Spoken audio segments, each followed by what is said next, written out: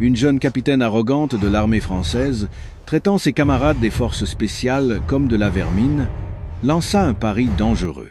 Si l'un de vous bat mon petit ami, le champion de lutte de notre régiment, je lui offre ma nuit entière. Sa provocation venait de toucher un point sensible. L'instinct caché d'un ancien lutteur de l'équipe de France, devenu commando des forces spéciales, s'éveilla soudainement.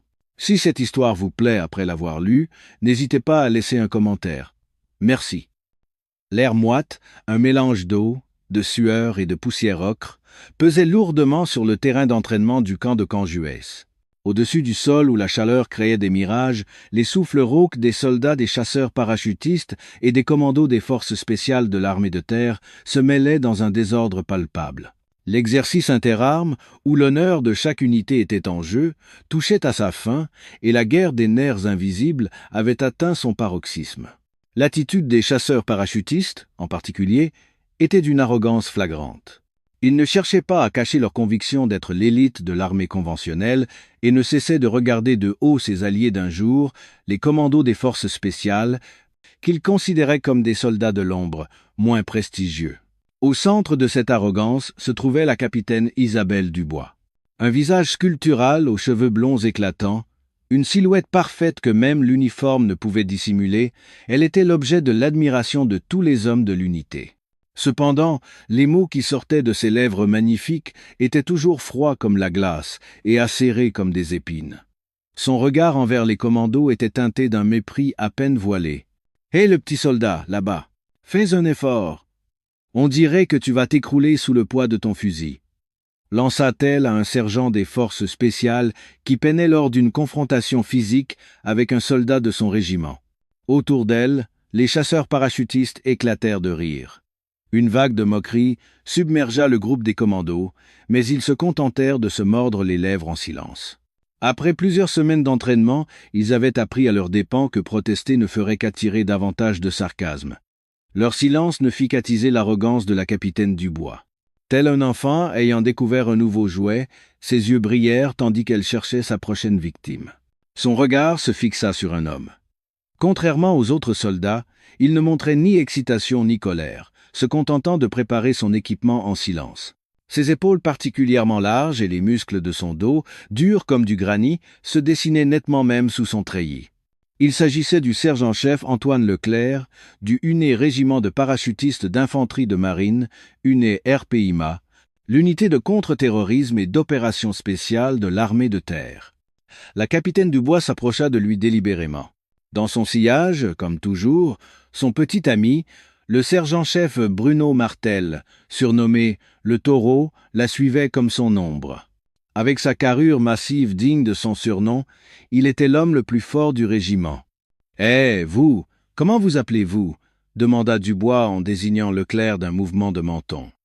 Antoine Leclerc leva lentement la tête. Ses yeux étaient profonds et calmes. Le fait de ne pouvoir lire aucune émotion dans son regard déplut instantanément à la capitaine. Devant elle, tout le monde devait soit se sentir intimidé, soit se mettre en colère. Une telle indifférence était une première. « Sergent-chef Leclerc », répondit-il d'une voix basse et posée. « Bien, sergent-chef. Dites-moi, les hommes de votre unité, ils savent se servir de leur force? Ou ils savent juste tirer avec une arme ?» C'était une provocation ouverte. L'atmosphère se glaça instantanément. Les visages des commandos se durcirent. Leclerc, toujours impassible, la regarda droit dans les yeux. « Nous en avons assez pour accomplir nos missions. Quel ennui! Bon, alors je vais vous faire une proposition intéressante. » Dubois caressa le biceps impressionnant de Martel avec un sourire aguicheur. « Voici mon petit ami Bruno. Tout le monde ici sait qu'il est le champion de lutte du régiment. Il pourrait jeter 3 ou 4 de vos hommes en même temps sans effort. Martel bomba le torse, suffisante. » Les chasseurs parachutistes l'acclamèrent. « Que diriez-vous d'un combat de lutte contre lui, si vous parvenez à le battre ?» Elle se rapprocha d'Antoine, lui chuchotant à l'oreille. Son souffle chaud et l'odeur de son parfum provocateur envahirent ses narines. « Je vous offre ma nuit entière. Vous pourrez faire de moi tout ce que vous voudrez. » En un instant, tout le bruit du camp d'entraînement sembla s'évanouir. Les soldats de Dubois sifflèrent et lancèrent des acclamations obscènes, tandis que les visages des commandos viraient au rouge de stupeur et de colère. Qu'un officier fasse une telle proposition en public à un soldat était une insulte inimaginable. Mais Dubois recula d'un pas et reprit, le visage de nouveau glacial. « Mais si vous perdez, pour le reste de l'entraînement, vous serez mon chien. Vous ramperez si je l'ordonne, vous aboierez si je le demande.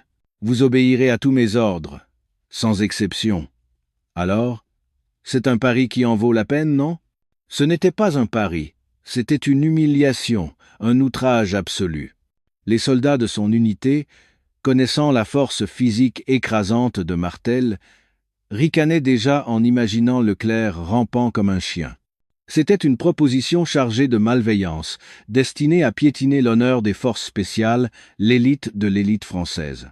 Ce qu'ils ignoraient, c'est à quel point l'homme silencieux devant eux était redoutable, et avec qui il jouait avec le feu. Au lycée, Antoine Leclerc avait été un champion national de lutte. Un espoir olympique qui avait failli porter les couleurs de la France, mais une blessure l'avait contraint à abandonner sa carrière sportive et à s'engager dans l'armée. Un génie malchanceux. Son corps, forgé par des milliers de roulades et de projections, était une arme vivante. Comme son silence se prolongeait, Dubois, convaincu de sa victoire, laissa échapper un ricanement. « Quoi? Vous avez peur? C'est vrai que si vous comprenez d'instinct que c'est comme frapper un rocher avec un œuf, il est plus sage de se retirer. Mieux vaut vivre toute sa vie comme un lâche que de devenir mon chien. » C'est à ce moment-là que les coins des lèvres d'Antoine, jusqu'alors immobiles, se relevèrent très légèrement. Ce n'était pas un sourire, mais plutôt l'expression d'un prédateur devant sa proie. D'une voix lente mais puissante, qui fit taire tous les bruits environnants, il dit « Très bien, j'accepte ce pari. » Les yeux de Dubois se plissèrent, intrigués. Elle était loin de se douter des conséquences terribles que son arrogance allait entraîner. Ce n'était pas un simple soldat qu'elle venait de provoquer. Elle venait de réveiller un tigre qui dormait. Une fois le pari conclu, l'atmosphère sur le terrain d'entraînement devint incomparablement plus lourde et tendue. Ce n'était plus une simple partie de l'exercice interarmes. C'était devenu une guerre par procuration pour l'honneur des deux unités et par extension de deux philosophies de l'armée. Les chasseurs parachutistes, agissant comme s'ils avaient déjà gagné, se rassemblèrent autour de Martel, lui tapant sur l'épaule et le couvrant d'éloges.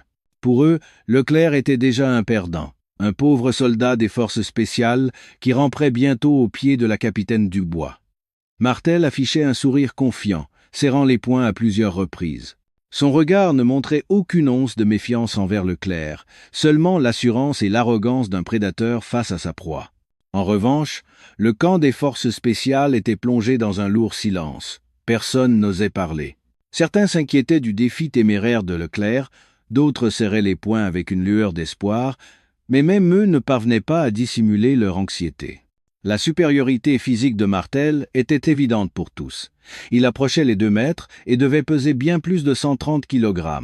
En comparaison, Leclerc mesurait un peu plus de 1,80 m pour environ 90 kg. La différence de catégorie était flagrante. « Antoine, tu es sûr de toi ?» demanda l'adjudant-chef Bernard, un ancien du UNE RPIMA, le visage soucieux. Ses yeux exprimaient une inquiétude sincère.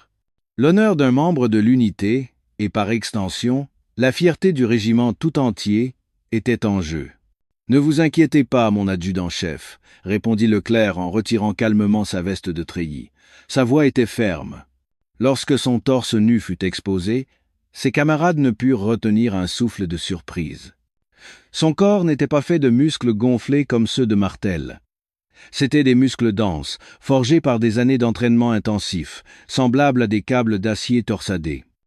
Son dos portait les cicatrices, grandes et petites, de formation brutale, comme des médailles. La définition de ses muscles, de l'épaule à l'avant-bras, était d'une clarté presque irréelle. Surtout, sa taille et ses cuisses étaient anormalement épaisses par rapport au reste de son corps. C'était la source de sa puissance explosive, développée par la lutte. « Ces gars-là se sont trompés de personne », dit un camarade de promotion de Leclerc pour rassurer les autres. Au lycée, on le surnommait la grue humaine. Il soulevait des types de 30 kg de plus que lui et les plantait sur le tapis. Ses paroles détendirent légèrement l'atmosphère dans le camp. Mais Leclerc, silencieux, sortit des bandages et commença à enrouler fermement ses poignets et ses chevilles. Son esprit était froid et calculateur. Son adversaire n'était pas un simple amateur costaud. S'il était devenu champion de lutte au sein d'un régiment de parachutistes, ses compétences techniques ne devaient pas être sous-estimées. Il se remémora les mouvements de Martel, sa démarche, sa posture, sa façon d'utiliser sa force. Toutes ces données étaient enregistrées et analysées dans son esprit. C'était une habitude de sa vie de lutteur, où il visionnait des dizaines de fois les vidéos de ses adversaires avant un match. Au même moment, la capitaine Dubois était avec Martel dans ses quartiers. Avec une assurance débordante, elle traça le torse de Martel du bout des doigts. « Chérie, écraser ce petit singe ne sera qu'une formalité pour toi, n'est-ce pas ? » »« Évidemment, ma chérie. Je vais le briser en 1000 morceaux. Osez te regarder comme ça. »« Demain matin, il sera à mes pieds, en train de lécher mes chaussures, » répondit Martel en la serrant contre lui avec un sourire lubrique. Pourtant, une ombre d'inquiétude fugace traversa le regard de Dubois. Le regard calme de Leclerc, cette profondeur insondable qui semblait tout percer, ne quittait pas ses pensées. Un homme normal aurait dû être excité par sa beauté et sa proposition audacieuse, ou furieux de l'insulte. Mais il était resté si placide, comme s'il avait anticipé toute la situation. Non, je le surestime sûrement. Face à la force brute, toute technique est inutile. Elle secoua la tête, chassant son malaise. Le soir tombé, un immense cercle de lutte fut improvisé au centre du terrain d'entraînement. Les soldats des deux unités formèrent un cercle autour des deux combattants, qui avaient noué une ceinture de tissu, la satka, autour de leur taille et de leurs cuisses, typique de certaines formes de lutte traditionnelles. La lueur vacillante d'un grand feu de camp éclairait leurs visages tendus et leurs muscles luisants, créant une atmosphère étrange. Martel, avant même le début du combat, rugissait pour se donner du courage. Exhibant ses muscles et faisant des gestes à la foule, il ressemblait à un gladiateur de la Rome antique. À l'opposé, Leclerc avait les yeux fermés, régulant calmement sa respiration. Le temps semblait s'écouler plus lentement autour de lui. Pour lui, ce n'était pas de la lutte. C'était un combat pour la survie et l'honneur. Une guerre. Préparez-vous. L'appel de l'adjudant-major américain qui arbitrait le match retentit. Leclerc et Martel se saisirent mutuellement par la ceinture. À travers la prise, la force et la tension de l'adversaire étaient palpables. La poigne de Martel était encore plus puissante qu'imaginée. Rien qu'en saisissant la ceinture, son intention de briser mentalement son adversaire était évidente. Mais Leclerc resta immobile comme un roc. Au contraire, il s'adapta au mouvement de Martel, abaissant son centre de gravité et ancrant fermement le bas de son corps, tel un chêne centenaire aux racines profondes. En voyant ses orteils s'agripper au sable, un léger sourire se dessina sur les lèvres de l'adjudant-chef Bernard, qui l'observait attentivement. Il a déjà gagné. Lutez. Dès le signal, Martel, tel un taureau furieux, chargea violemment. Son intention de terrasser Leclerc par la force pure était manifeste. Les clameurs des chasseurs parachutistes explosèrent, secouant le camp. Ils s'attendaient à voir le petit soldat des forces spéciales écrasé au sol en quelques secondes. Cependant, au moment où l'épaule de Martel percuta celle de Leclerc, un choc sourd se produisit, suivi d'une scène incroyable. Comme un camion lancé à pleine vitesse heurtant un mur de béton, la charge de Martel fut stoppée net. Pour la première fois, la confusion se peignit sur le visage de Martel. Son adversaire était bien plus léger que lui, mais il ne bougeait pas d'un centimètre, comme s'il avait heurté une montagne. Leclerc avait adopté une posture fondamentale de la lutte. Un centre de gravité extrêmement bas qui lui permettait d'absorber et de dévier la force de l'adversaire avec tout son corps. Plus Martel poussait, plus sa force était absorbée par le bas du corps solide de Leclerc et dissipée dans le sol. Comprenant que la force brute ne suffirait pas, Martel tenta un arraché, sa technique de prédilection. Il enlaça la taille de Leclerc de ses bras puissants et tenta de le soulever. Mais la taille de Leclerc semblait enracinée dans le sable, refusant de bouger. Au contraire, Leclerc profita de l'instant précis où Martel se pencha pour le soulever. Changeant de posture en une fraction de seconde, il tordit la main qui tenait la ceinture de Martel et tenta une projection latérale, une technique de lutte adaptée au combat. Le corps massif de Martel perdit l'équilibre et vacilla sur le côté. Les acclamations des chasseurs parachutistes se transformèrent en cris de stupeur. Martel parvint de justesse à ne pas tomber, mais son visage était déjà rouge de colère et de confusion.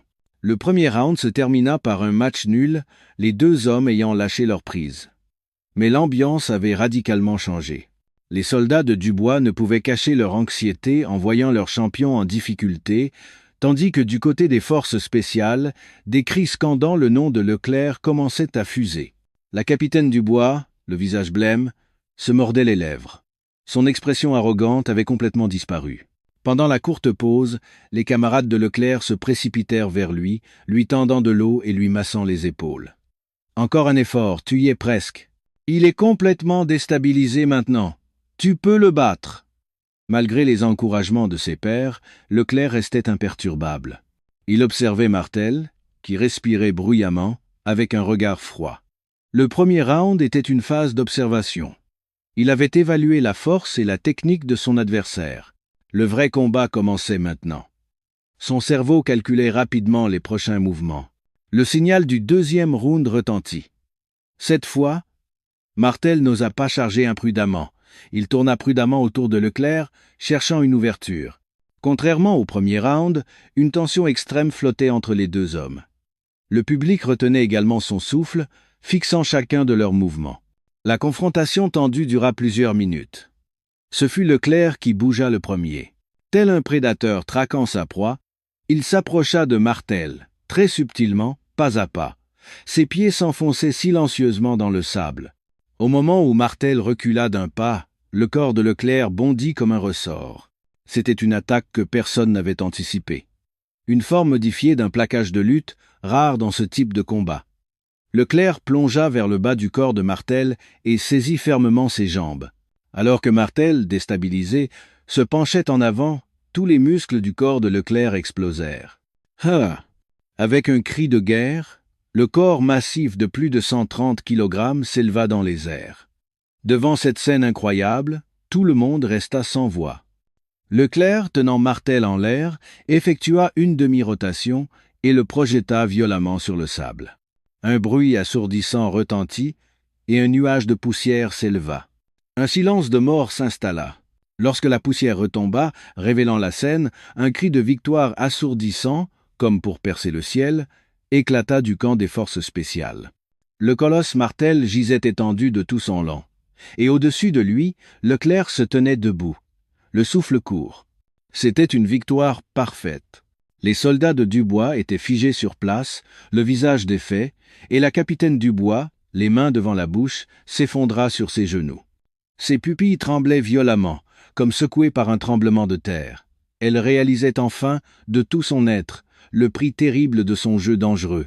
Plus que la vision pathétique de Martel vaincu, c'était le regard calme et intense de Leclerc victorieux qui transperçait son cœur avec une douleur aiguë. Au moment où la victoire fut scellée, tout le bruit qui avait rempli le terrain d'entraînement disparut comme par magie. On n'entendait plus les rires arrogants des chasseurs parachutistes, ni les encouragements anxieux des commandos.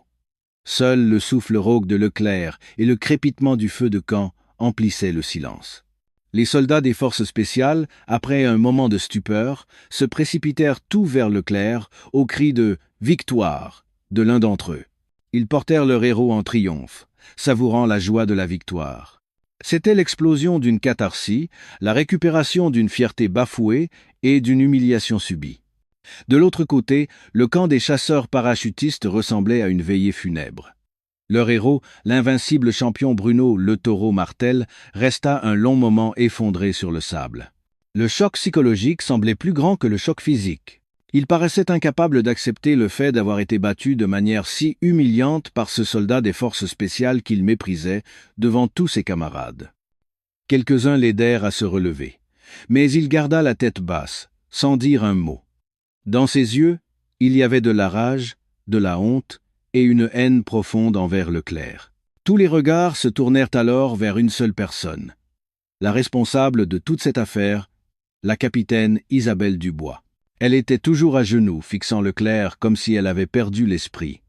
Son esprit semblait s'être vidé. Elle ne réalisait pas encore ce qu'elle avait fait, ni la situation dans laquelle elle se trouvait désormais. Au milieu des acclamations de ses camarades, Leclerc tourna soudain la tête et la regarda. Leurs regards se croisèrent dans le vide. Ses yeux ne contenaient ni l'arrogance du vainqueur, ni une lueur de moquerie. Seulement un calme insondable. Ce regard vide de toute émotion lui infligea une douleur plus vive qu'un couteau aiguisé dans le cœur. Inconsciemment, elle baissa les yeux, incapable de soutenir son regard. Cette nuit-là, l'ambiance dans les deux camps était aux antipodes. Dans le camp des forces spéciales, une fête modeste mais joyeuse fut organisée. Les camarades de Leclerc ne cessaient de lui taper sur l'épaule, célébrant sa victoire comme la leur. Cependant, bien qu'au centre de la fête, Leclerc semblait distant.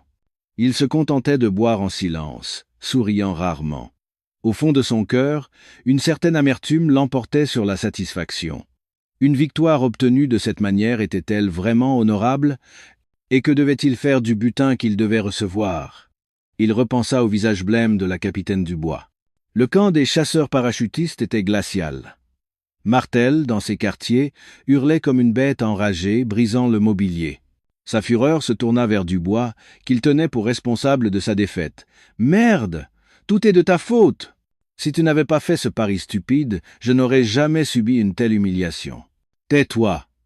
Tu as perdu parce que tu n'étais pas à la hauteur, n'essaie pas de me rejeter la faute, » rétorqua Dubois, mais sa voix tremblait visiblement. La relation entre eux était irrémédiablement brisée. Les yeux de Martel ne contenaient plus d'amour pour elle, seulement du mépris et du ressentiment. Incapable de supporter ce regard, Dubois sortit en courant. L'air frais de la nuit lui cingla le visage, mais son esprit était toujours en feu. Que devait-elle faire maintenant?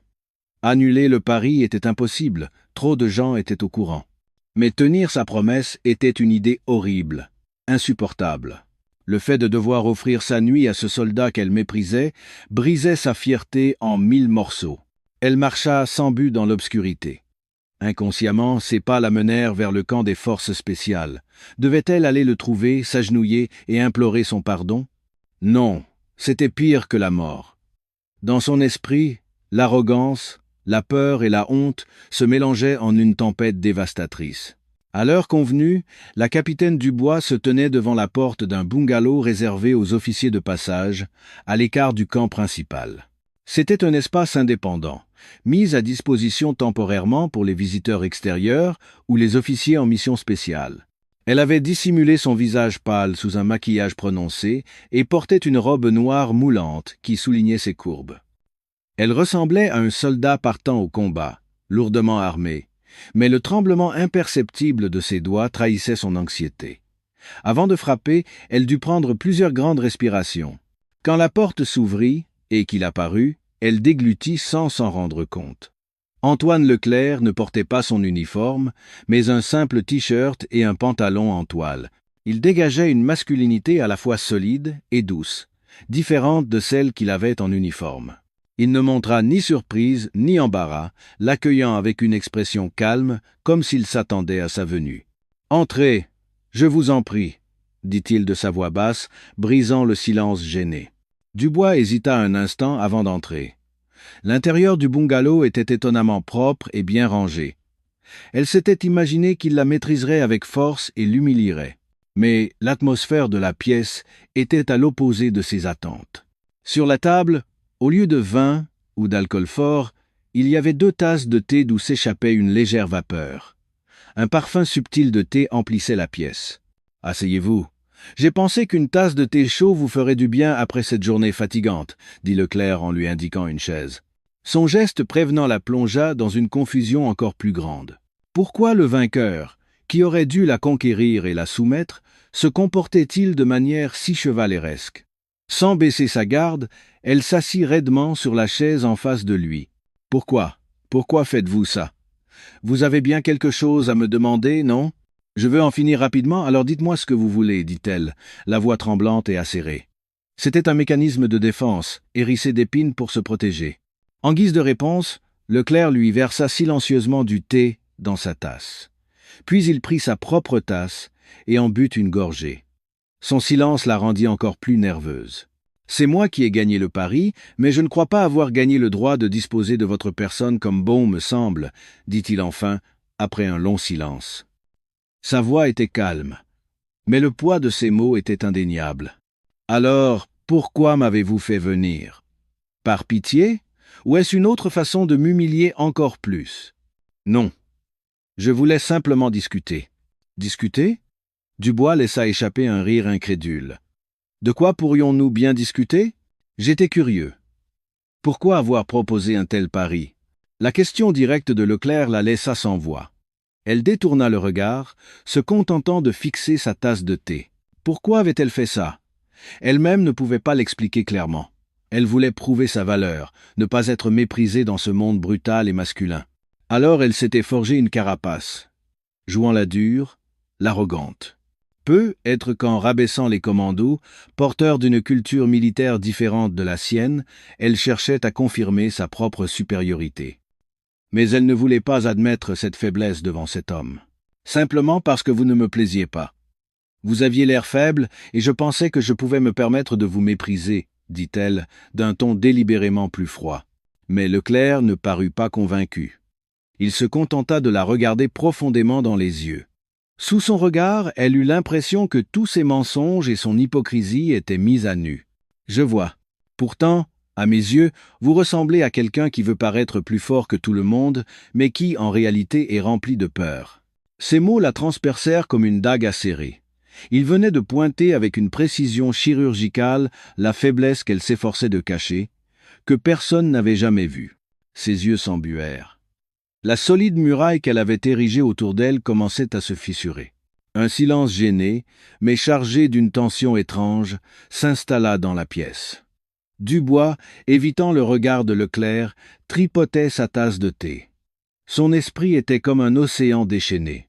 Le choc et la honte d'avoir été percé à jour dans sa faiblesse la plus profonde se mêlaient à une confusion étrange face à son attitude, lui qui ne la condamnait pas. Elle avait toujours dû être forte. Née dans une famille de militaires, elle devait être une fille qui valait un fils.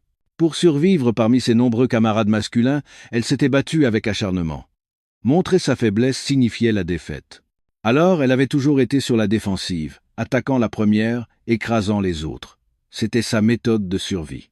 De quel droit parlez-vous de moi avec une telle désinvolture? Que savez-vous de moi? Sa voix était chargée de colère, mais le tremblement à la fin trahissait sa fragilité. Leclerc posa sa tasse et prit la parole d'une voix douce. « Je ne sais pas grand-chose, mais j'ai vu quelque chose dans vos yeux, le regard de quelqu'un qui est constamment en guerre. » Ces mots continuaient de la toucher en plein cœur. J'étais comme ça, moi aussi. Chaque jour, je devais me battre sur le tapis. Me battre contre mon adversaire, contre le poids qui m'écrasait, et surtout contre cette partie de moi qui voulait tout abandonner. La peur de tout perdre si je ne gagnais pas. Je sais très bien à quel point cette peur peut rendre une personne agressive. Il lui raconta son passé avec simplicité. Les années de lutte acharnée, le désespoir d'avoir dû abandonner tous ses rêves à cause d'une blessure, et son parcours pour trouver une nouvelle voie dans l'armée. Son histoire révéla une facette de lui que Dubois n'aurait jamais imaginée. Il n'était pas juste un soldat bourru et fort. C'était un homme qui avait mené ses propres guerres, avec ses propres blessures et ses propres tourments. Dubois se laissa captiver par son récit. Et peu à peu, très lentement, elle commença à lui raconter sa propre histoire. La pression de son enfance pour satisfaire les attentes de son père général, la discrimination et les préjugés qu'elle avait subis en tant que femme à l'école spéciale militaire de Saint-Cyr, et le plafond de verre invisible auquel elle se heurtait encore en tant qu'officier. Jamais elle ne s'était confiée à quelqu'un avec une telle honnêteté. Au fur et à mesure de son récit, les épines acérées de sa voix s'estompèrent une à une. Combien de temps s'était écoulé? L'atmosphère dans la pièce n'était plus froide ni gênante. Il n'était plus le vainqueur et la vaincue, ni un chasseur parachutiste et un commando des forces spéciales. Ils étaient deux âmes blessées partageant leurs souffrances et se consolant mutuellement. Dubois réalisa soudain quelque chose. Ce que Leclerc exigeait d'elle n'était pas son corps. Par ce pari, il n'avait pas cherché à l'humilier, mais peut être simplement à ouvrir la porte de son cœur si hermétiquement fermée. « Cette nuit, je suis à vous. C'était la condition du pari, » dit doucement Dubois après avoir terminé son histoire. Ce n'était plus le langage d'une soumission humiliante. Ayant compris sa sincérité, elle sentait qu'elle devait, elle aussi, assumer sa promesse. Une promesse est une promesse, il faut la tenir. Mais c'est moi qui en fixe les modalités, dit Leclerc d'une voix basse. Il se leva et s'approcha d'elle. Dubois ferma involontairement les yeux. Mais son geste déjoua complètement ses attentes. Il l'enlaça doucement par les épaules. Une étreinte chaleureuse et pure, dénuée de tout désir. Toute la tension qui parcourait son corps se dissipa comme neige au soleil. Sa dernière barrière de défense s'effondra, et des larmes chaudes coulèrent sur ses joues. Comme une enfant, elle pleura longuement dans ses bras. Cette nuit-là, il n'y eut aucune relation physique entre eux, mais une communion plus profonde et plus intense que n'importe quelle autre nuit liait leurs âmes. Le lendemain matin, l'apparition de la capitaine Dubois et du sergent-chef Leclerc sur le terrain d'entraînement suscita des murmures parmi les soldats. L'atmosphère entre eux avait subtilement changé, le froid et l'arrogance habituelle avaient disparu du visage de Dubois, et Leclerc, bien que toujours taciturne, la traitait avec une douceur nouvelle. Le courant d'émotions complexes qui passait entre eux lors de leurs échanges de regards occasionnels rendait même les autres mal à l'aise. La réaction la plus violente vint du sergent-chef Martel. Il la harcela de questions sur ce qui s'était passé pendant la nuit, mais Dubois garda un silence glacial. Son silence ne fit qu'attiser les soupçons et la jalousie de Martel. Il lança des regards meurtriers à Leclerc tout au long de l'entraînement, cherchant la moindre occasion de le provoquer. Mais Leclerc ignora ces provocations puériles, se concentrant uniquement sur son entraînement. Son attitude détachée ne fit qu'enrager davantage Martel. Cet après-midi-là, un nouvel exercice interarmes fut annoncé. Une mission de sauvetage d'otages en zone urbaine simulée, une mission de haute volée. Le problème était que pour diriger l'exercice, la capitaine Isabelle Dubois fut désignée pour l'unité des chasseurs parachutistes et le sergent-chef Antoine Leclerc pour celle des forces spéciales. Le commandement, considérant leur affrontement de lutte comme une simple rivalité personnelle, avait peut-être eu l'intention d'utiliser cette compétition pour maximiser les résultats de l'entraînement. Mais cette décision revenait à placer une bombe à retardement au milieu du terrain d'entraînement. « Merde! Pourquoi lui ?» protesta violemment Martel auprès de Dubois alors qu'elle préparait le briefing de la mission. « Rien que l'idée de l'avoir sous mes ordres me donne la nausée. Demande à ce qu'on le remplace. C'est une décision du commandement, Bruno. »« Ça ne dépend pas de moi, » répondit sèchement Dubois. Mais elle n'était pas à l'aise non plus. Le fait de devoir diriger une opération avec Leclerc la rendait extrêmement nerveuse. Après la nuit précédente, elle ne pouvait plus le traiter comme avant. Le simple fait de croiser son regard la mettait mal à l'aise et faisait battre son cœur. L'ambiance dans la salle de briefing était glaciale. Dubois et Leclerc étaient assis face à face, séparés par une grande carte d'opération. Les membres des deux équipes retenaient leur souffle, observant leur chef. « Mon équipe Alpha prendra l'axe d'approche à 2 heures. L'équipe Bravo, dirigée par le sergent-chef Leclerc, assurera la couverture et le soutien sniper depuis le toit du bâtiment à 10 heures, commença Dubois. Un plan d'action typique des unités conventionnelles. La force principale attaque de front, tandis que l'unité de soutien couvre les arrières. Mais Leclerc secoua la tête. « J'ai une objection. » Sa voix ferme attira tous les regards. Les sourcils de Dubois se froncèrent. « Quoi? Ce plan est trop risqué. La position et l'effectif de l'ennemi ne sont pas précisément connus. Exposer la force principale de front nous fait courir un trop grand risque. Vous avez une meilleure idée, peut-être » La voix de Dubois était tranchante. Son attitude, contestant directement son plan, heurtait sa fierté. « Nous devons changer d'approche. Il serait plus sûr et plus efficace que les deux équipes infiltrent simultanément par des flancs opposés pour créer la confusion chez l'ennemi avant de converger à l'intérieur pour secourir les otages. Une manœuvre en tenaille? Absolument pas. C'est mettre nos hommes dans un danger encore plus grand. Si les communications sont coupées, ou si une équipe est isolée, elle pourrait être anéantie. Le no. C'est précisément pour cela qu'une coordination parfaite et une confiance absolue entre les deux chefs d'équipe sont nécessaires. En terminant sa phrase, Leclerc regarda Dubois droit dans les yeux. Son regard semblait lui demander « Pouvez-vous me faire confiance ?» Dubois resta sans voix. Sa proposition était certes plus risquée, mais aussi bien plus subtile et efficace. Cependant, accepter son plan signifiait lui céder la direction de l'opération. Dans son esprit, la fierté et la raison s'affrontaient férocement. Après un court silence, elle dit, difficilement, « D'accord, on suit votre plan. Mais toute la responsabilité en cas d'échec nous incombera à tous les deux. » Sa décision stupéfia les membres de son équipe. Martel, en particulier, la regarda avec incrédulité. Que l'arrogante et autoritaire capitaine Isabelle Dubois accepte l'avis d'un sergent-chef des forces spéciales était impensable. À cet instant, Martel fut convaincu qu'il se passait quelque chose entre eux qu'il ignorait. Une flamme de colère et de jalousie s'alluma dans ses yeux. L'entraînement commença. Le terrain d'entraînement urbain, plongé dans une obscurité profonde, était aussi sinistre et tendu qu'un vrai champ de bataille. L'équipe Alpha de Dubois et l'équipe Bravo de Leclerc s'infiltrèrent silencieusement dans le bâtiment par des points différents au signal convenu. Dans l'obscurité totale, ils progressaient pas à pas, avec prudence, ne se repérant qu'à l'aide de signaux radio discrets. Dubois sentit son cœur battre à tout rompre. Le succès de cette mission dépendait entièrement de sa confiance en son partenaire, Antoine Leclerc. Serait-il bien à l'heure convenue, à l'endroit convenu, pour jouer son rôle? Alors que l'équipe Alpha atteignait le couloir central du bâtiment, une pluie de balles tirées par des ennemis embusqués s'abattit sur eux. C'étaient des balles à blanc, mais le bruit assourdissant des détonations et les éclairs de lumière suffisaient à créer une peur bien réelle. « Embuscade! Tout le monde à couvert !» cria Dubois en se jetant derrière un pilier. La résistance était bien plus forte que prévu. S'il restait là, il risquait d'être isolé et anéanti. Elle appela Leclerc d'urgence par radio. « Bravo, quelle est votre position? On a besoin de soutien. » Mais la radio ne renvoya que des grésillements.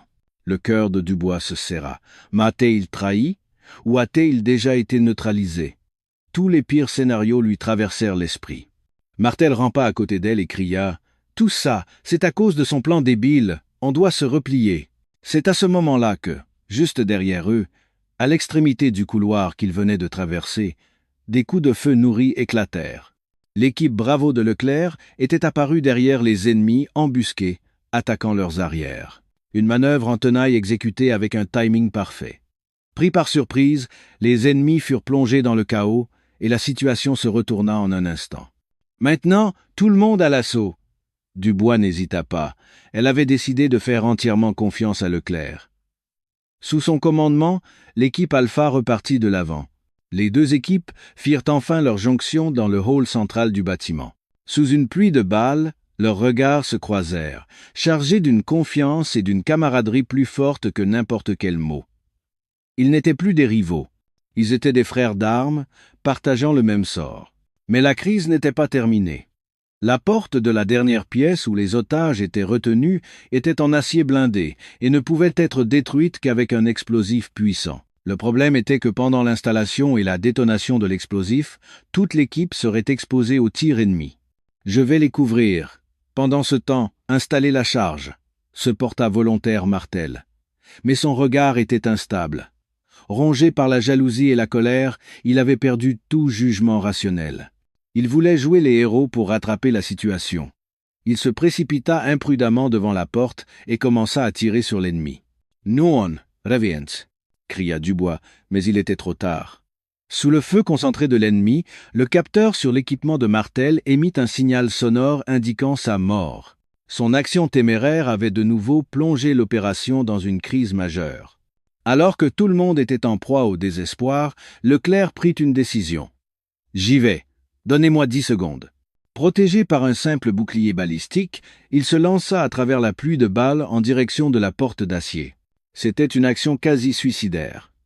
Les balles frappaient le bouclier en faisant jaillir des étincelles. Dubois hurla involontairement. Elle ne pouvait pas le voir mourir. Instinctivement, elle sortit de sa couverture et commença à tirer aux côtés de Leclerc. Son geste redonna du courage aux autres membres de l'équipe, qui concentrèrent leur feu. Fem, vier, tre, to, et, maintenant. Au moment où la charge fut installée et où Leclerc la saisit par la taille pour la jeter à l'abri avec lui, la porte d'acier explosa dans un bruit assourdissant. Dans la poussière et la fumée, ils se relevèrent en s'entraidant. Devant eux, la voie était libre pour secourir les otages. L'opération était un succès. Après la fin de l'exercice, trempés et en tenue de combat, ils se retrouvèrent dans un coin isolé du terrain d'entraînement. « Merci et désolé », commença Dubois. « Je n'ai pas eu confiance en vous. »« Ce n'est rien. C'est normal, » répondit Leclerc calmement, mais son regard était plus chaleureux que jamais. En combattant ensemble dans une situation extrême, un lien profond, incomparable à ce qu'ils avaient connu auparavant, s'était tissé entre eux. C'était plus qu'une simple camaraderie. C'était la confiance absolue de celui qui est prêt à confier sa vie à l'autre. Après la fin de l'entraînement et leur retour dans leurs unités respectives, la relation entre Dubois et Leclerc entra dans une nouvelle phase. L'expérience d'avoir frôlé la mort ensemble les avait liés plus solidement qu'une simple camaraderie. Désormais, leurs échanges de regards n'étaient plus empreints de gêne, mais d'une profonde confiance et d'une tendresse naissante. Les autres soldats remarquèrent également ce changement. Des rumeurs et des soupçons sur leur relation commencèrent à circuler, surtout parmi les chasseurs parachutistes. Au centre de ces rumeurs se trouvait, bien sûr, Martel. Il rejeta toute la responsabilité de l'échec de l'entraînement sur Leclerc et Dubois, propageant la fausse rumeur selon laquelle ils avaient saboté l'opération à cause de leur relation inappropriée. Cette nuit-là, une pluie torrentielle s'abattit sur le camp. Elle tombait si fort qu'elle semblait percer le ciel, étouffant tous les bruits. Dubois, incapable de dormir, regardait la pluie tomber par la fenêtre de ses quartiers. Son esprit était un chaos. Elle ne parvenait pas à définir ses sentiments pour Leclerc, ni à savoir comment gérer cette relation. Frustrée, elle sortit en courant, sans même prendre de parapluie. Les gouttes froides trempèrent son corps, mais elles semblaient rafraîchir son esprit en surchauffe. Elle se tenait hébétée, sous un petit auvent sur le côté du terrain d'entraînement, lorsqu'une silhouette familière s'approcha d'elle dans l'obscurité. C'était Leclerc. Il retira son poncho militaire et le posa sur ses épaules. « Vous allez attraper froid. Que faites-vous ici ?» Sa voix basse perça le bruit de la pluie pour atteindre ses oreilles. Elle leva la tête et le regarda. Son visage, trempé par la pluie, se détachait nettement dans l'obscurité. « J'ai tout fait, c'est tout. » « Kangxi, c'est à cause du sergent-chef Martel ?» À sa question, elle hocha silencieusement la tête. Les rumeurs malveillantes propagées par Martel la mettaient sous une pression psychologique intense. « Non, peut être que c'est de ma faute, à moi. Tout est devenu un désastre. » Elle eut un rire amer. Le pari arrogant, sa relation brisée avec Martel et ses sentiments pour Leclerc, qui avaient grandi au point de devenir incontrôlables. Tout échappait à son contrôle. « Je suis perdu. Je ne sais pas ce que je ressens, ni ce que je dois faire. » Pour la première fois, elle exposa sa vulnérabilité devant lui. Elle n'avait plus la force de jouer la dure. Leclerc se tint silencieusement à ses côtés, partageant la pluie avec elle. Il ne posa aucune question, n'offrit aucune consolation facile, comme s'il comprenait son trouble. Son silence fut plus réconfortant que n'importe quel mot. Après un long moment, il prit doucement la parole. « La première fois que vous avez proposé ce pari, pour être honnête, je voulais vous briser. Je voulais abattre votre arrogance et vous faire vous agenouiller à mes pieds. » Sa confession sincère surprit Dubois qui le regarda. « Mais après vous avoir battu, j'ai réalisé. Ce que je voulais vraiment, ce n'était pas votre soumission. Je crois que je voulais simplement que vous me voyiez, que vous nous voyiez pour ce que nous sommes. En tant qu'êtres humains égaux, en tant que soldats méritant le respect, ces mots, plus clairs que le bruit de la pluie battante, se gravèrent dans son cœur. Et hier soir, quand vous avez combattu à mes côtés face à l'ennemi, j'ai vu cela en vous. J'ai vu une vraie soldate, dépouillée de ses préjugés et de son arrogance.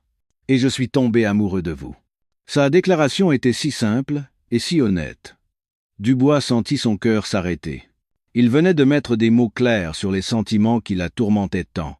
Elle ne pouvait plus nier qu'elle aussi était en train de tomber amoureuse de lui. La pluie redoubla d'intensité, mais l'air entre eux était plus brûlant que jamais. Inconsciemment, Dubois agrippa le col de sa veste. Leclerc prit doucement son visage trempé entre ses mains et l'embrassa lentement. Un baiser salé, mêlé de pluie et de larmes, qui sembla laver leur long conflit et malentendu, et marquer le début d'une nouvelle relation. Après ce baiser, leur relation avait franchi un point de non-retour. Mais une autre épreuve les attendait. La jalousie de Martel avait atteint un niveau dangereux. Il ne se contentait plus de propager des rumeurs. Il décida de détruire Leclerc, de le rayer de l'armée, et même de ce monde. Il était convaincu que Leclerc était la seule cause de sa chute, et sa haine avait paralysé sa raison. Martel fouilla en secret le casier personnel de Leclerc pour trouver une faiblesse, mais il n'y trouva rien d'autre qu'un ordre impeccable. C'est alors que son regard tomba sur le planning des prochains entraînements. Parmi eux, une session d'escalade et de descente en rappel. Un sourire diabolique et rusé se dessina sur ses lèvres. Il décida de saboter discrètement la corde de rappel de Leclerc. Pas assez pour qu'elle se rompe immédiatement, mais juste assez pour qu'elle cède progressivement sous le poids du corps pendant la descente. Ainsi, tout passerait pour un malheureux accident et il aurait réussi sa vengeance parfaite. Le jour de l'entraînement, Martel, à l'abri des regards, s'arrangea pour que Leclerc utilise la corde qu'il avait trafiquée. Leclerc, ignorant tout, vérifia son équipement avec son calme habituel.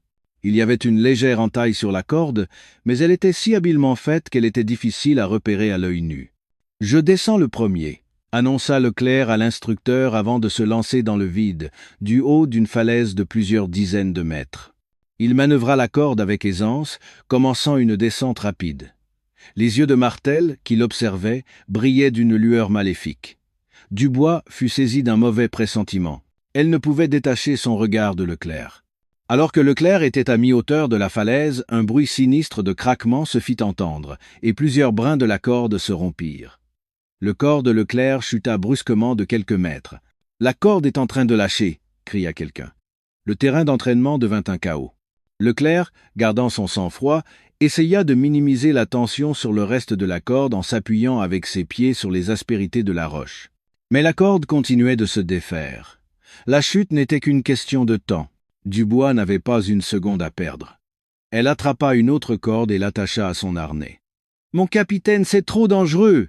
Tenta de la retenir l'instructeur, mais elle ne l'écouta pas. « Je dois le sauver. » Sans la moindre hésitation, elle se jeta dans le vide. Tel un acrobate, elle prit appui sur la paroi pour se rapprocher de Leclerc. « Antoine, prends ma main !» cria-t-elle désespérément en lui tendant la sienne. Leclerc, ne voulant pas la mettre en danger, secoua la tête. « Non! Vous allez vous mettre en danger aussi. Tais-toi et prends-la. » Au moment où la corde de Leclerc se rompit complètement, il attrapa par réflexe la main que Dubois lui tendait. Le poids de leurs deux corps tendit la corde de Dubois à l'extrême, qui émit un son strident. Ils restèrent suspendus de justesse au milieu de la falaise. En regardant en bas, Dubois fut prise de vertige, mais elle lutta de toutes ses forces pour ne pas lâcher la main de Leclerc. Observant la scène d'en haut, Martel, voyant son plan échouer, perdit la raison. Il sortit instinctivement le couteau qu'il portait à la ceinture et s'approcha de la corde de Dubois. Au moment où il allait la couper, quelqu'un lui saisit violemment le bras par derrière. C'était l'adjudant-chef Bernard, le camarade de Leclerc. Il avait trouvé le comportement de Martel suspect et le surveillait de près. « Espèce de fou! C'était donc toi !» Une bagarre éclata, et Martel fut finalement maîtrisé par d'autres soldats. Le couteau dans sa main était la preuve irréfutable de ses intentions.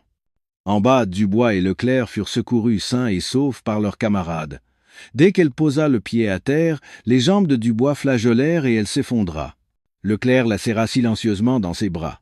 Ils écoutèrent les battements de leur cœur, soulagés d'être en vie. La tentative de meurtre de Martel était désormais évidente. Ce n'était pas un simple accident, mais une tentative de meurtre flagrante. La tentative de meurtre du sergent-chef Martel secoua violemment le camp d'entraînement. En raison de la gravité de l'affaire, la gendarmerie prévôtale et le commandement des opérations spéciales lancèrent une enquête conjointe. Martel, arrêté sur les lieux, nia les faits jusqu'au bout, prétendant qu'il s'agissait d'un accident. Cependant, le témoignage crucial de l'adjudant-chef Bernard et la découverte dans ses affaires d'un outil spécial, probablement utilisé pour couper la corde, ne lui laissèrent aucune échappatoire. Au cours de l'enquête, le pari entre la capitaine Dubois et le sergent-chef Leclerc, qui était à l'origine de l'affaire, fut également révélé. Ils ne purent éviter l'interrogatoire. Ils furent questionnés séparément, dans des pièces isolées. Pour comprendre le mobile de Martel, les enquêteurs s'acharnèrent sur la nature de leur relation. « Capitaine Dubois, quelle est la nature de votre relation avec le sergent-chef Leclerc? La condition du pari était-elle vraiment une nuit ?» la questionna un commandant de la gendarmerie, le visage impassible. Dubois admit les faits avec calme. Elle n'avait aucune intention de cacher son comportement stupide et arrogant. Mais elle voulait protéger Leclerc. « C'est moi qui ai proposé le pari. Le sergent-chef Leclerc n'a rien à se reprocher. Toute la responsabilité m'incombe. Racontez-nous en détail ce qui s'est passé cette nuit-là. Y a-t-il eu un comportement qui aurait pu être mal interprété par le sergent-chef Martel? Dubois se mordit les lèvres. Comment raconter la vérité de cette nuit? Il n'y avait eu aucune relation physique, mais un lien émotionnel bien plus profond. Cet enquêteur glacial pourrait-il le comprendre?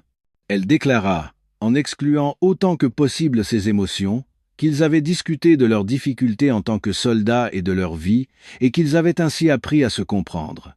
Pendant ce temps, Leclerc répondait aux mêmes questions à un enquêteur des forces spéciales. « Sergent-chef, avez-vous eu une relation inappropriée avec un officier? Cet incident n'est-il pas en réalité une affaire de jalousie? » Non. La capitaine Dubois et moi entretenons une relation de respect mutuel en tant que soldats, rien de plus. Leclerc décrivit leur relation comme purement professionnelle pour éviter tout préjudice à Dubois. Il répondit à toutes les questions sans hésitation, sans la moindre trace d'émotion. Son visage de marbre déconcerta même l'enquêteur chevronné. Mais plus il mentait pour se protéger, plus il se rendait compte qu'il s'enfermait dans un mur invisible. L'enquête dura plusieurs jours. Ils ne pouvaient ni se voir ni se contacter, devant endurer cette épreuve en se faisant mutuellement confiance. La nouvelle tomba que Martel avait finalement avouée. Il allait être traduit en cour martiale, où il risquait une radiation de l'armée et une longue peine de prison. Le cas Martel étant résolu, l'attention du commandement se tourna entièrement vers la relation entre Dubois et Leclerc. Ils furent convoqués séparément par leurs commandants respectifs. L'atmosphère était lourde et solennelle. Dubois, cet incident est extrêmement regrettable. Votre comportement imprudent a déshonoré l'ensemble de l'unité. Si votre partenaire n'avait pas été un soldat allié, vous auriez pu être démise de vos fonctions, lui dit froidement son supérieur. Leclerc, votre conduite a entaché l'honneur du UNE RPIMA. En vous impliquant dans un scandale avec un officier, vous avez nui à la discipline de l'unité, le réprimanda également son commandant. Ils ne présentèrent aucune excuse, baissant la tête et acceptant toutes les critiques. Et la décision qui leur fut communiquée fut sévère. Tout contact entre vous est formellement interdit. Pour le reste de la période d'entraînement, vous serez affecté à des secteurs différents. À la fin de l'entraînement, la capitaine Dubois sera immédiatement réaffectée à une autre unité. Cette décision est prise pour éviter tout autre incident regrettable et vous devez y obéir sans condition. C'était une sentence de séparation. Cela signifiait qu'après la fin de l'entraînement, ils ne se reverraient peu, être plus jamais. Cette décision leur transperça le cœur comme un poignard. À peine avaient-ils frôlé la mort ensemble et confirmé leur sentiment qu'ils étaient forcés de se séparer. La réalité était difficile à accepter. Mais en tant que soldats, ils devaient obéir aux ordres. À partir de ce jour, ils ne purent même plus se croiser. Le camp d'entraînement n'était pas immense, mais un mur infranchissable semblait s'être érigé entre eux. Après la notification de l'ordre, une période difficile commença pour Dubois et Leclerc. Ils furent délibérément affectés à des postes où leurs chemins ne se croiseraient pas. Dubois fut relégué à des tâches administratives, tandis que Leclerc fut assigné à la surveillance du périmètre extérieur. Ils n'avaient de nouvelles l'un de l'autre que par l'intermédiaire de leurs camarades. Leur cœur brûlait, mais ils ne pouvaient rien faire. La nuit, Dubois, insomniaque, arpentait ses quartiers. Leclerc, en faction dans l'obscurité, pensait à elle. La distance physique était moins douloureuse que le fait de savoir qu'ils étaient si proches, mais incapables de se voir. Le temps s'écoula inexorablement, et le dernier jour de l'entraînement arriva. Avec la fin de l'exercice, Dubois devait partir. Ne pouvant se résoudre à le quitter ainsi, elle prit une grande décision. Au milieu de la nuit, elle quitta discrètement ses quartiers et se dirigea vers le poste de garde où Leclerc était de service. C'était une action dangereuse, une violation du règlement. Mais elle sentait qu'elle le regretterait toute sa vie si elle le laissait partir sans rien dire. « Qui est là ?» cria Leclerc, sur ses gardes, en sentant sa présence dans l'obscurité. « C'est moi, Isabelle. » En reconnaissant sa voix, les yeux de Leclerc s'agrandirent. Il jeta un rapide coup d'œil aux alentours et l'entraîna dans un angle mort du poste de garde. « Qu'est-ce que vous faites ici? Vous allez avoir de gros ennuis si on vous voit. »« Ça m'est égal. Je devais absolument vous dire ça. » Sous la lueur de la lune, son visage semblait émacié, mais son regard était plus déterminé que jamais. « Je ne peux pas renoncer à vous. Ce n'est pas une simple erreur de jugement. C'est un sentiment que je n'ai jamais ressenti de ma vie. Ah! Devant sa confession si directe, Leclerc resta sans voix. Son cœur ressentait la même chose, mais le mur de la réalité était trop haut. Leur nationalité, leurs armées, leurs grades étaient différents. Il y avait trop d'obstacles à surmonter. Je sais que c'est quasi impossible. Mais je veux me battre, avec vous. Elle lui prit fermement la main. Sa main était froide, mais la sincérité qu'elle contenait était brûlante comme une fournaise. En voyant son regard inébranlable, le cœur de Leclerc cessa de vaciller. Il réalisa que s'il laissait partir cette femme, il le regretterait toute sa vie. « C'est la même chose pour moi. Je ne veux pas vous perdre. » Il lui serra la main en retour. Leur brève rencontre avait suffi à confirmer la solidité de leurs sentiments. C'est alors qu'au loin, le bruit des pas d'une patrouille se fit entendre. Dubois dut se retourner à contre-cœur. « Attendez-moi. Je trouverai un moyen. D'une manière ou d'une autre. » Sur ces mots, elle disparut dans l'obscurité. Leclerc regarda longtemps dans la direction où elle avait disparu. Dans son cœur, la peur de la perdre se mêlait à un espoir intense de construire un avenir avec elle. Le lendemain, une modeste cérémonie marqua la fin de l'exercice interarmes. On annonça que Dubois ne pourrait y assister, son vol de retour étant prévu à ce moment-là. Leclerc, le cœur lourd, regardait un avion de transport se préparer au décollage. Part-elle vraiment comme ça? La promesse de la nuit dernière n'était-elle qu'un rêve d'une nuit d'été? Alors qu'il baissait la tête, déçu, quelqu'un lui tapa sur l'épaule. Il se retourna et vit un officier, un collègue de Dubois. « La capitaine Dubois m'a demandé de vous remettre ça. » Il lui tendit un petit bout de papier. Leclerc le déplia d'une main tremblante. À l'intérieur, une adresse e-mail et une courte phrase. « Notre guerre ne fait que commencer. » En lisant ces mots, un léger sourire se dessina sur les lèvres de Leclerc. Elle n'avait pas abandonné. Et lui non plus n'abandonnerait pas. Il adressa un salut invisible à l'avion de transport qui décollait puissamment. La distance physique s'était creusée, mais leur cœur était plus proche que jamais. Après la fin de l'entraînement et leur retour dans leurs unités respectives, Dubois et Leclerc maintinrent un contact prudent grâce à l'adresse e-mail. Le décalage horaire et les problèmes de sécurité rendaient les conversations en temps réel difficiles, mais chaque soir, après leur journée de travail, ils s'écrivaient de longues lettres pour partager leurs sentiments. À travers ces lettres, ils se confiaient sur leur quotidien, leurs doutes, leurs angoisses et leurs espoirs pour l'avenir. Leur cœur, transmis par les mots, était leur seul réconfort face au manque. De retour dans son pays, Dubois chercha par tous les moyens à être de nouveau affecté en France. Mais la situation était compliquée. L'incident regrettable survenu pendant l'entraînement avait laissé une trace négative dans son dossier personnel. La plupart de ses supérieurs réagirent avec embarras ou refusèrent sa demande. Mais elle n'abandonna pas. Pour prouver ses compétences, elle s'entraîna plusieurs fois plus dur qu'avant, obtenant les meilleurs résultats à toutes les évaluations et démontrant sa valeur. Leclerc faisait de même. Il endurait en silence les entraînements les plus rudes au sein du UNE RPIMA. Son objectif était unique, atteindre le sommet en tant que soldat français pour mériter de se tenir fièrement à ses côtés. Son regard et son comportement témoignaient d'une détermination et d'une force nouvelle. Ses camarades remarquèrent son changement, mais ne posèrent pas de questions. Ils se contentèrent de le soutenir en silence. Un jour, une opportunité en or se présenta à Leclerc.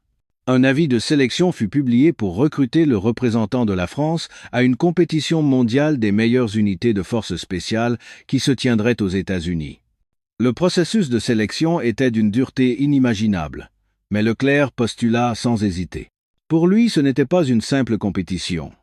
C'était la seule chance de fouler le sol où elle se trouvait, et une scène pour lui prouver ses capacités. Il mit tout en jeu pour la sélection. Il réduisit ses heures de sommeil pour améliorer sa condition physique, s'acharnant sur le tir et l'entraînement tactique. Son corps devint aussi dur que l'acier et son mental assez fort pour ne plier devant aucune épreuve. Finalement, il surpassa de nombreux concurrents et fut sélectionné comme l'unique représentant de la France. La veille de son départ pour les États-Unis, il envoya un email à Dubois. « J'arrive pour te voir. » Une phrase courte, mais qui contenait toute sa volonté et sa sincérité.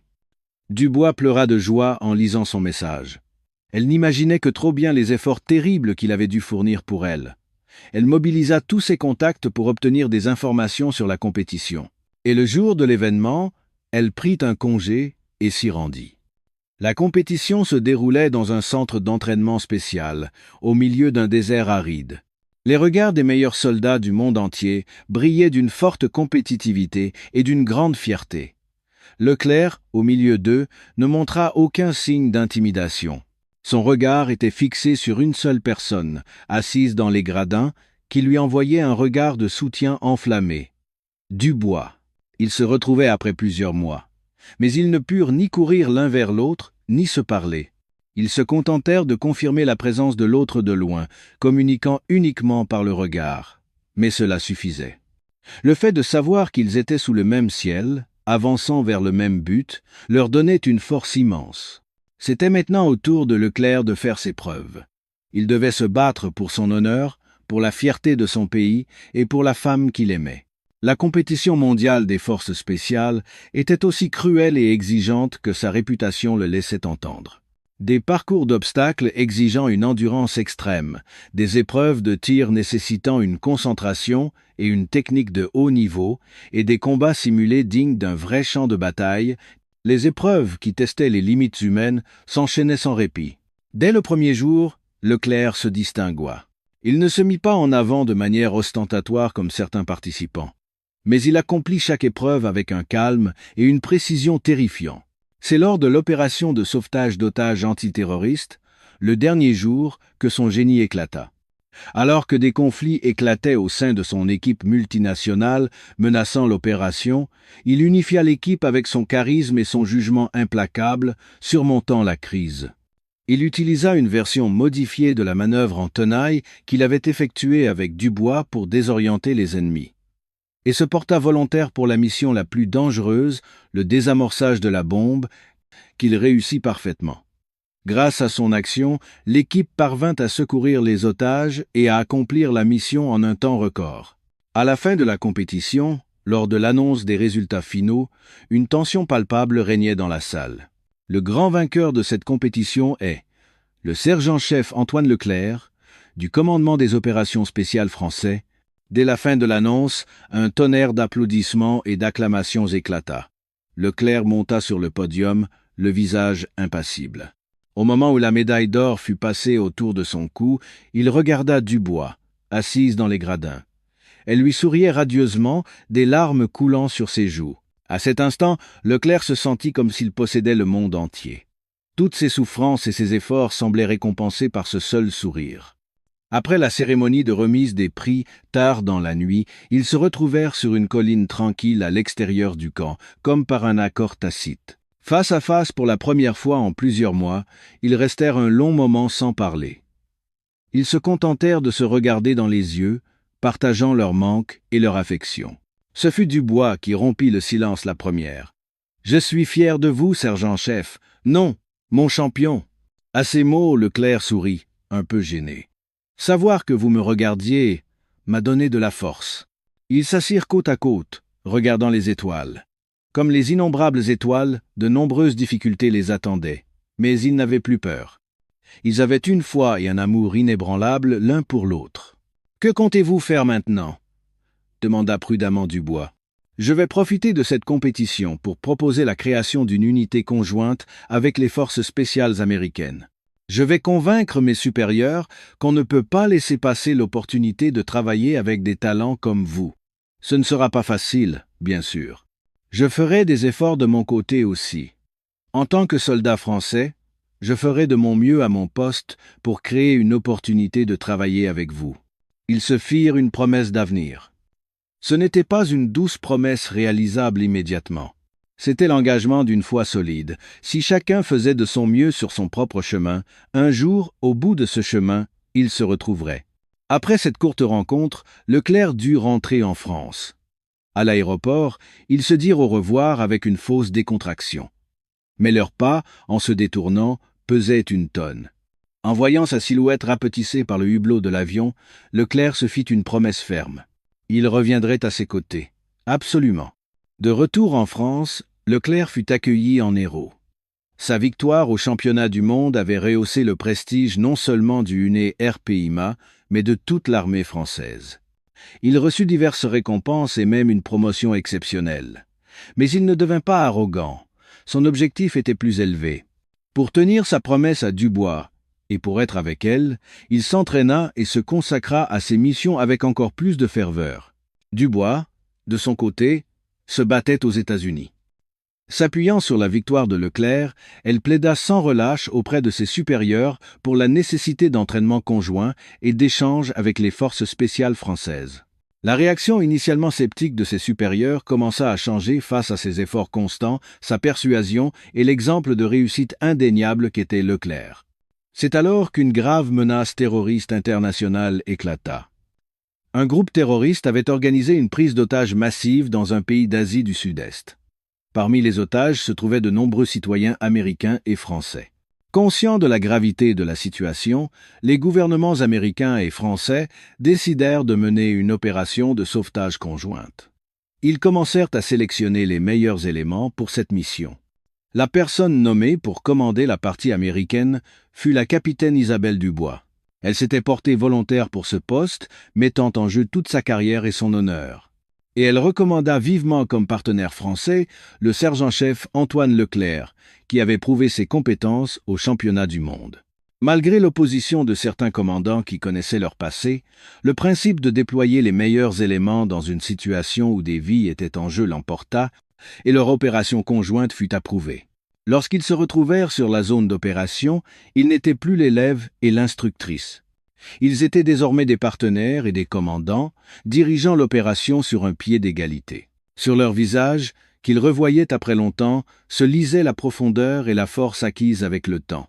Mais leurs regards l'un pour l'autre étaient toujours aussi ardents. La mission qui leur était confiée était d'une difficulté extrême. Les terroristes utilisaient les otages comme boucliers humains, les avaient dispersés dans tout le bâtiment, qui était truffé de pièges et de bombes. La moindre erreur pouvait entraîner des pertes humaines massives. Dubois et Leclerc passèrent des jours et des nuits à élaborer le plan d'opération. Il y eut des désaccords, des débats animés, mais sur la base d'une confiance profonde, ils trouvèrent la meilleure solution.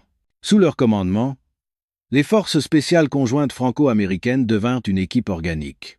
Le jour de l'opération, au moment de descendre en rappel de l'hélicoptère sur le toit du bâtiment, Leclerc serra brièvement la main de Dubois. « Ne vous inquiétez pas, nous sommes ensemble. Je sais. Cette fois, c'est moi qui vous protégerai. » Ils échangèrent un léger sourire. Ils n'étaient plus seulement des amants, mais de vrais partenaires, accomplissant ensemble la noble mission de sauver d'innombrables vies innocentes. Leur dernière guerre avait commencé. L'opération se déroula sans la moindre erreur. L'équipe d'assaut dirigée par Leclerc nettoya le bâtiment de haut en bas, tandis que l'équipe de soutien commandée par Dubois assurait la couverture sniper et le renseignement depuis l'extérieur. C'était une opération tridimensionnelle. Ils échangeaient des informations en temps réel par radio, se déplaçant comme un seul homme. L'instinct animal et la force de pénétration de Leclerc, combinés à l'analyse et au jugement froid de Dubois, créèrent une synergie parfaite.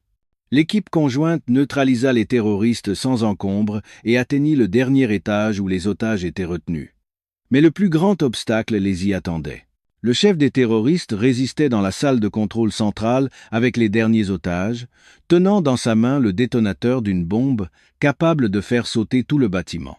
Un pas de plus et nous explosons tous ensemble. La menace du terroriste mit l'opération en pause. Une entrée précipitée pouvait conduire au pire. Le temps passait, et alors que tout le monde était en proie à l'anxiété, Leclerc prit une décision. « Je vais entrer pour créer une diversion. Profitez de cette ouverture. »« Non, c'est trop dangereux !» cria Dubois dans la radio, sa voix brisée par l'angoisse. « C'était un acte suicidaire évident. Faites-moi confiance. Et tenez-vous prête. Vous en êtes capable. » Sur ces mots, Leclerc éteignit sa radio, déposa toutes ses armes et se présenta, désarmé, devant la porte de la salle de contrôle. Il ouvrit la porte et entra. Les terroristes et les otages furent tous surpris par son apparition soudaine. « Je ne suis pas armé. Je veux discuter. » La voix calme de Leclerc résonna dans la salle. Il s'approcha lentement du terroriste, sans le provoquer. Tous ses sens étaient concentrés sur le détonateur dans la main du terroriste. À ce moment précis, De l'autre côté du bâtiment, sur ordre de Dubois, l'équipe de soutien créa une forte explosion pour attirer l'attention. Au moment où la tête du terroriste se tourna dans cette direction, le corps de Leclerc bougea comme l'éclair. Il se précipita, tordit le poignet du terroriste et lui arracha le détonateur. Simultanément, l'équipe d'assaut qui attendait à l'extérieur fit irruption avec des grenades assourdissantes et neutralisa les terroristes restants en un clin d'œil. Toute la situation fut résolue en un instant. Les otages furent tous secourus sains et saufs et la bombe désamorcée. L'opération était un succès complet. Dans la salle de contrôle, pleine de poussière et de fumée de poudre, Leclerc et Dubois se firent face. Ils se regardèrent sans un mot. Leurs visages étaient couverts de sueur et de saleté, mais ils brillaient plus que jamais. Dubois s'approcha la première et se jeta dans ses bras. « Idiote, j'ai cru que vous alliez vraiment mourir. » Sa voix était brisée par les sanglots. Leclerc la serra silencieusement mais fermement dans ses bras. « Je ne pouvais pas mourir, parce que vous étiez là. » Ah, ils ne cachèrent plus leurs sentiments. Devant leurs nombreux camarades, ils confirmèrent leur amour. Leur amour n'était plus une simple affaire personnelle. C'était l'amour et la camaraderie sacrée de ceux qui avaient frôlé la mort ensemble, se sauvant mutuellement et sauvant d'innombrables vies. Le succès de l'opération fit la une des journaux du monde entier.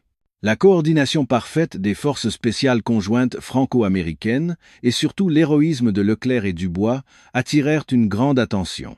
Leur histoire, au-delà d'un simple succès militaire, toucha profondément les gens comme une histoire de confiance et d'amour transcendant les frontières et les cultures. Les deux gouvernements, fait exceptionnel, saluèrent publiquement leur exploit.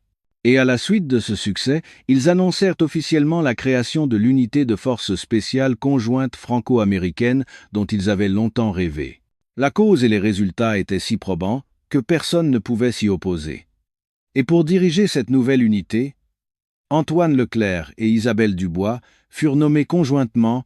Le jour de la cérémonie de création de l'unité, sous les applaudissements de nombreuses personnes, ils se tinrent côte à côte pour prononcer un discours. Nous parlons des langues différentes, nous avons grandi dans des environnements différents. Mais nous avons réalisé que la mission d'un soldat, protéger sa patrie, sauver des vies innocentes et défendre la paix, est la même pour tous, commença Dubois. Cette unité n'est pas seulement une alliance militaire entre deux nations. Elle est fondée sur une compréhension profonde, un respect et une confiance mutuelle. Face à n'importe quelle menace, nous combattrons ensemble et nous vaincrons ensemble, poursuivit Leclerc. Sa voix était empreinte d'une grande fierté et d'une grande assurance. Après la fin de toutes les cérémonies officielles, au crépuscule, alors que le ciel se parait de magnifiques couleurs, ils se retrouvèrent seuls sur la place d'armes de l'unité. Ils étaient désormais des partenaires officiels, sans avoir à se soucier du regard des autres. « Tu te souviens de ce pari stupide que j'ai fait quand on s'est rencontrés ?» dit Dubois en souriant. « Je m'en souviens très bien. Tu avais dit que tu m'offrirais ta nuit, » répondit Leclerc, taquin. « Alors, cette promesse est-elle toujours valable ? » Je ne crois pas qu'une seule nuit suffise. Ça ne te dérangerait pas si je changeais ça pour toute la vie ? Murmura Dubois à son oreille en tirant sur sa cravate. En guise de réponse, Leclerc l'embrassa profondément. Leur longue guerre était terminée. Un pari dangereux né de l'arrogance s'était transformé en un grand amour qui transcendait les frontières et les grades. Désormais, en tant que soldats et en tant qu'amants, ils avançaient ensemble vers un nouveau départ. Le magnifique coucher de soleil semblait bénir leur brillant avenir.